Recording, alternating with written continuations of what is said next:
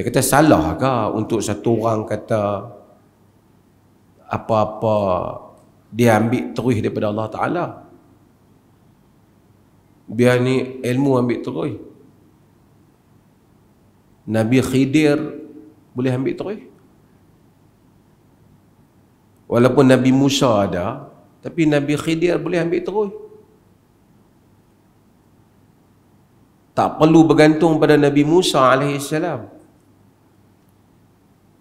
Dan kita telah jawab dah bab ni, dia orang panggil ilmu apa? Ladunni. Ladunni itu sebab perkataan di dalam suratul Kahf.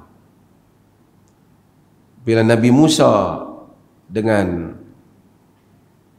pemuda yang bersama dengan dia yang pergi, pemuda itu dalam berbagai yang bersama dengan Nabi Musa, Fatah yang bersama dengan Nabi Musa yang disebut dalam, dia jumpa dengan Nabi Khidir itu. Fawajada, mereka berdua mendapati, fawajada abdan min ibadina atainahu rahmatan min indina wa 'allamnahu min ladunna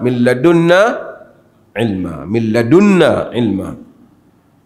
Fawajada abdan min ibadina, mereka berdua mendapati seorang hamba di kalangan hamba-hamba kami. Atainahu rahmatan min indina, kami bagi rahmat daripada sisi kami. Wa 'allamnahu min ladunna ilma, kami ajar dia min ladunna, dari sisi kami, yakni sisi Allah, ilma Tuhan tu jadi ladunni kata. Min ladunna ilma. Maksud bila ladunni tu, ilmu tu dari sisi Tuhan. Tuan-tuan, kalau kita jumpa satu orang, dia semayang lain daripada kita. Semayang lain aku ni ilmu ladunni. Kita nak baca nak dah. Dan dia baca ayat ni. Macam mana Nabi Khidir dapat tu, aku dapat yang tu.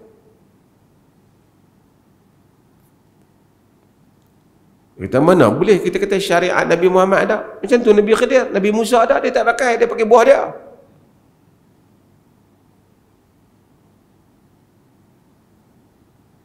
Sebab tu kita tengok sebahagian tu memang sentiasa duk panggil Khidir. Nabi Khidir aja cerita dia apa. Tuan-tuan, dia ada perbezaan yang besar.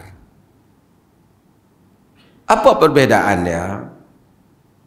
Perbezaan dia ialah Nabi Musa, dia tidak diutuskan kepada Nabi Khidir. Nabi Khidir itu Nabi.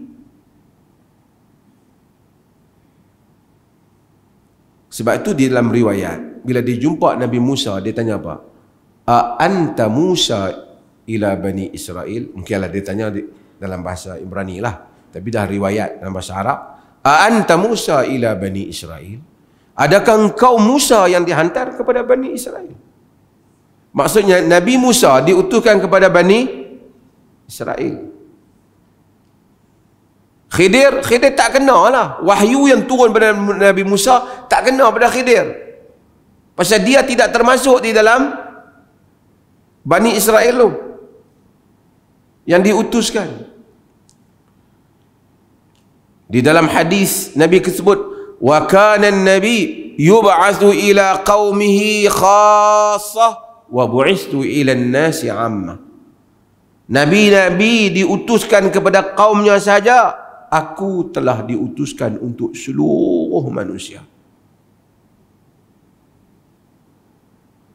Sebab itu kalau kita baca tafsir Al-Qurtubi, ni saya quote Qurtubi, bukan saya sebut, tapi Qurtubi kata, siapa yang kata dia tak perlukan syariat kerana dia adalah pada makam macam Nabi Khidir, dapat terus ni, kafir. Dibunuh dia. Qurtubi kata. Dalam aqidah syarah, aqidah tahawiyah disebut benda yang sama. Karena kalau kita buat macam tu, semua orang akan terlepas daripada syariat. Tak payah ajaran Nabi, dia dapat terus.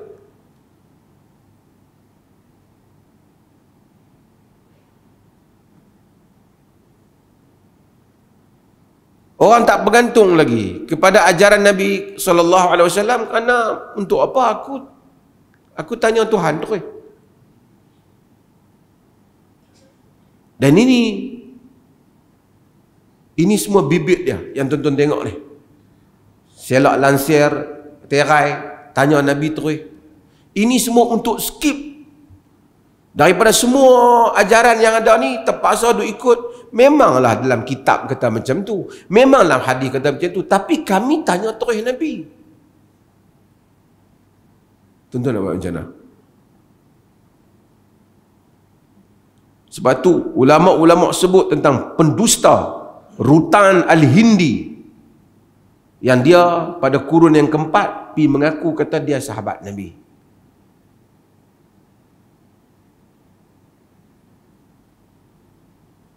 Itu yang hatta Al-Imam Suyuti, Ibn Hajar dan seumpamanya menemplak orang yang riwayatkan tu.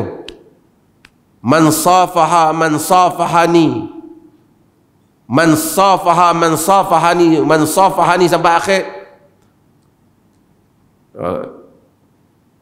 dakhala al-jannah. Siapa yang bersalam dengan dia, kata safah tu Rasul, aku salam dengan Nabi. Kemudian Nabi kata siapa yang bersalam dengan aku, bersalam dengan orang yang bersalam dengan aku, bersalam dengan orang bersalam dengan aku, bersalam dengan orang bersalam dengan aku, masuk syurga. Dia panggil al-musalsal bil musafahah. Musalsal musafahah. Syekh Abdul Fattah Abu Ghudah tulis kitab khas. Abu Ghudah Asy'ari, Sufi dah, Abu Ghudah. Tulis kitab khas laknat Tuhan kepada orang yang riwayat.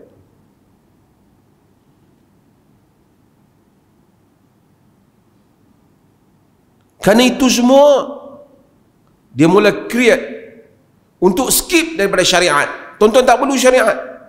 Dan tuan-tuan tengok lepas ni banyak semua kamu. Sebab itu mudahnya manusia ni, dia dakwa mimpi ya. Saya mimpi.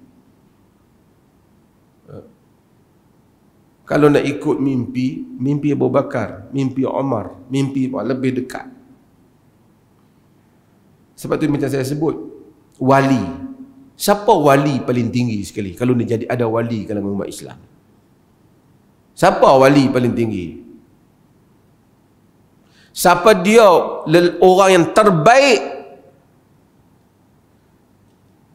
di kalangan umat ni, yang terbaik, the best person after our Prophet sallallahu alaihi wasallam?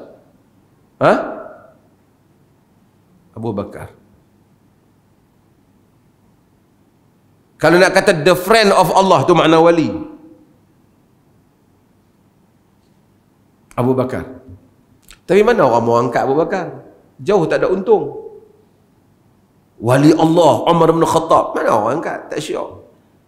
Dia angkat hak kubur mana kat kampung dia semua. Hak ni ada income.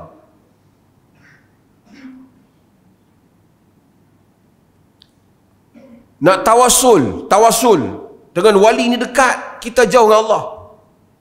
Saya bukan masalah, saya tahu tentang khilaf tawasul tu. Tapi kalau setakat dengan keberkatan Syekh Fulan wa Syekh Fulan, ya Allah terima, tidaklah kepada syirik, dia masalah fiqh. Kalau Allah yang kita minta cuma dengan keberkatan. Tapi kalau betul-betul kita mencari keberkatan Fulan dan Fulan, jah Nabi, keberkatan Nabi tentu lebih tinggi. Nabi Isa, Nabi Musa, Nabi Nuh, tapi semua tu mereka tak pergi. Abu Bakar, dia pun tak mau. Mesti dengan keberkatan tuan-tuan Syekh Naqsyabandi mana, hak geng dia juga. Kalau betul, kenapa tak pergi kepada yang lebih hebat? Semua ni ada kira bicara bisnes yang lain. Kalau betul lah kau nak tawassul dengan yang dekat, tentu Nabi Muhammad, tentu Isa, Musa, Zakaria, Ilyas, Zulkifil, Ibrahim, Ismail, Ishaq.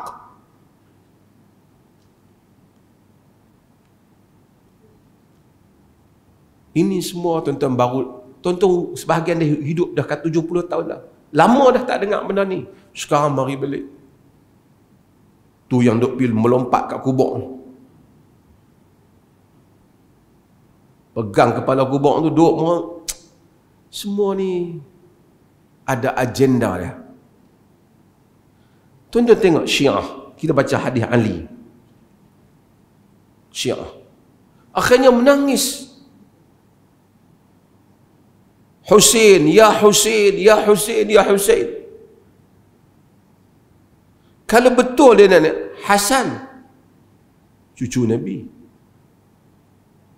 Ibnu Abbas, sepupu Nabi. Bukan Ali saja sepupu Nabi. Ramai lagi. Tapi mereka nak ini saja. Mereka pilih yang ni, ia bersifat sectarian. Ada puak. Dan itulah tuan-tuan tengok, setiap tarekat yang mari, dia akan tabalkan satu orang yang ada kaitan dengan tarekatnya, kerana dia nak himpunkan satu kumpulan manusia untuk duduk di bawah payung tarekat dia.